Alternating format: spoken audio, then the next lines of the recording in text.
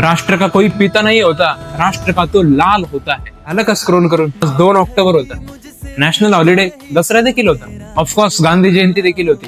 मात्र तुमच्यापैकी किती जणांना माहिती रे की आज लाल बहादूर शास्त्री यांची देखील जयंती होती. राष्ट्र कसं चालवावं, देश कसा चालवावा, राष्ट्राने शस्त्रांच्या बाबतीत कसं युक्त असलं पाहिजे, कोणत्याही देशाच्या सीमा त्या चरख्यावरच्या सुताने आखायच्या नसतात, तर त्या तलवारीच्या टोकाने आखल्या जातात. त्यावरती रक्ताचं शिंपण करावं लागतं आणि मग त्या सीमा मजबूत होत असतात.